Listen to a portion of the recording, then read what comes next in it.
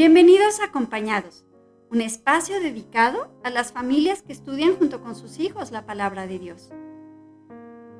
¿Les gusta la poesía? La poesía es el lenguaje elegante que viste a las palabras. Y hoy tenemos un mensaje que se viste con elegancia. En la poesía necesitamos descubrir el mensaje del cual nos están hablando estas palabras elegantes. Por ejemplo, si escuchamos que la luz de la aurora se viste de esplendor o resplandece, ¿a qué se está refiriendo? Al sol, a la luz del sol. Bueno, hoy vamos a ver también un mensaje que habla de un gobernante de justicia. ¿De quién se trata? Vamos a descubrirlo. El pasaje que analizaremos en este día está escrito en el segundo libro de Samuel, capítulos 23, versículos del 1 al 7. Este es un canto escrito por el rey David, un poema. Es importante hacer notar que el Espíritu del Señor habló a través del mismo David. Vamos a analizar la estructura de este pasaje. En el versículo 1 nos dice: estas son las últimas palabras de David, oráculo de David, hijo de Isaí, dulce cantor de Israel, hombre exaltado por el Altísimo y ungido por el Dios de Jacob. Probablemente no se refiera a que son exactamente las últimas palabras de David, sino que fueron las últimas palabras inspiradas por el Espíritu del Señor y con las que él expresa la voluntad de Dios. Y fíjense que eso es lo que significa la palabra oráculo. Oráculo es un mensaje que está enviando Dios a través del rey David. Entonces también lo podemos entender como una profecía. Al principio se identifica al autor de este poema como el mismo rey David, reconociendo lo que Dios ha hecho en su vida. Dios lo había preparado para ser rey de Israel y para dirigir el pueblo del Dios Altísimo. Entonces podemos encontrar tres características en esta parte. Dios ha exaltado a David, lo ha escogido y lo ha hecho cantor de salmos. En los versículos 2 y 3 nos habla cómo Dios había hablado a David. Fíjense que en la poesía hebrea es muy común utilizar palabras sinónimas o paralelismos. Entonces dice: el Espíritu del Señor habló por medio de mí, puso sus palabras en mi lengua. El Dios de Israel habló, la roca de Israel me dijo. Y observemos cómo el Espíritu del Señor, el Dios de Israel, la roca de Israel, se refieren a atributos de Dios mismo. ¿Y qué es lo que hace Dios? ¿Qué es lo que le está diciendo a David? ¿Qué es lo que está poniendo en su boca? Fíjense que está hablando de dos personas. Uno se refiere a un gobernante, el que dice: el que gobierne a la gente con justicia, el que gobierne con el temor de Dios. Y en el versículo 6 se refiere a los malvados. Vamos a analizar un poco a quién se refiere con este gobernante justo y temeroso de Dios, del cual hablamos en el versículo 3. Este gobernante no había existido todavía en los tiempos de David. Era una promesa que Dios le había hecho a David de establecer un rey justo sobre todos los hombres. Será como la luz de la aurora en un amanecer sin nubes, que tras la lluvia resplandece para que brote la hierba en la tierra. Esta es una sección mesiánica. Esto es, apunta a la venida del Mesías. Y se refiere al reinado del Hijo de David en un tiempo futuro. Mateo 1:1 nos confirma: Tabla de genealogía de Jesucristo, hijo de David, hijo de Abraham.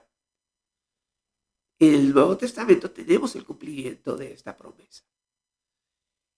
En el versículo 5, nuevamente del capítulo que estamos viendo el día de hoy, David afirma lo que Dios ha hecho por él y el pacto con su descendencia.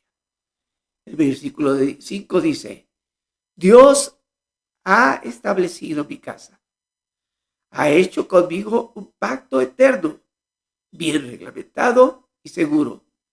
Dios hará que brote mi salvación y que se cumpla todo mi deseo.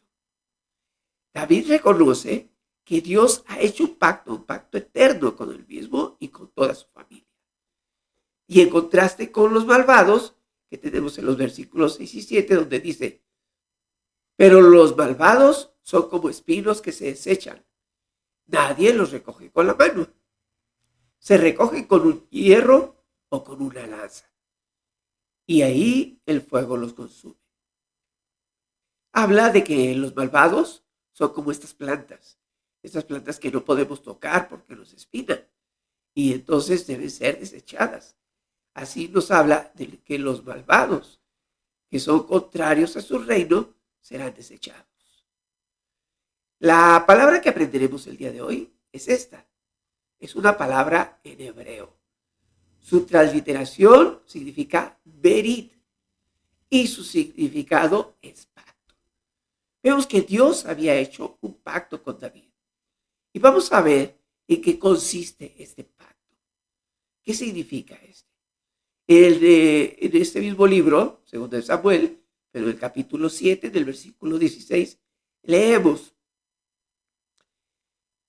tu casa y tu reino durarán para siempre delante de mí. Tu trono quedará establecido para siempre.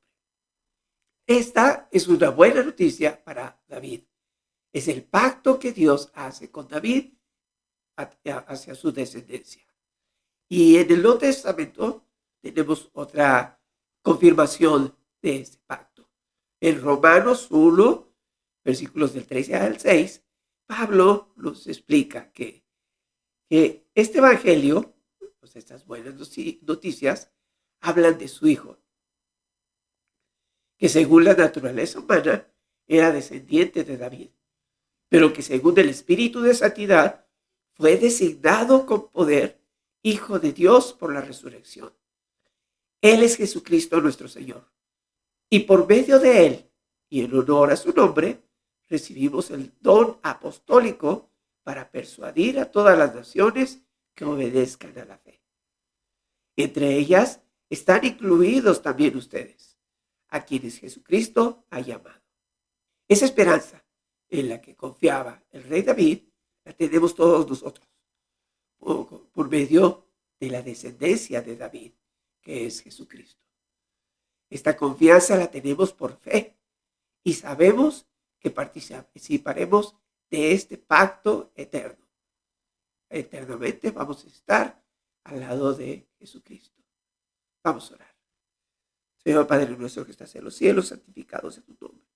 Señor, te damos gracias por tu palabra, en la cual vemos la salvación que tenemos en tu Hijo, en nuestro Señor Jesucristo, en este descendiente de David.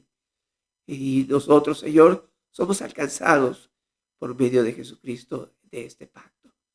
Te damos gracias porque el Evangelio ha llegado a nosotros. Pero también, Señor, te pedimos sabiduría para llevar estas buenas noticias a otras personas. Señor, nos ponemos en tus manos para que tú nos guíes en la tarea que tenemos. Te damos gracias en el nombre de tu Hijo, nuestro Señor Jesucristo. Amén. Muy bien, continuamos con nuestra lección. Que Dios les bendiga. A continuación, la participación de la maestra Lulú Orozco. Hola, me da mucho gusto saludarlos.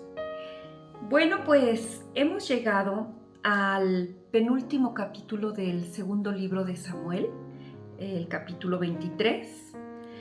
Y pues vamos a ver solo los primeros versículos de este capítulo. En el versículo 1, David se describe a sí mismo.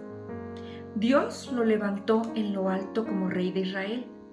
La iniciativa de que fuera rey no fue de David, sino de Dios mismo. En el versículo 2 nos confirma que la Biblia ha sido escrita por inspiración divina y que el Espíritu Santo habla por medio de David. El mensaje del Salmo lo encontramos en los versículos del 3 al 7. Se refiere al reinado del Hijo de David en un tiempo futuro, es decir, al Señor Jesucristo. Es una promesa divina del establecimiento de un rey justo sobre los hombres.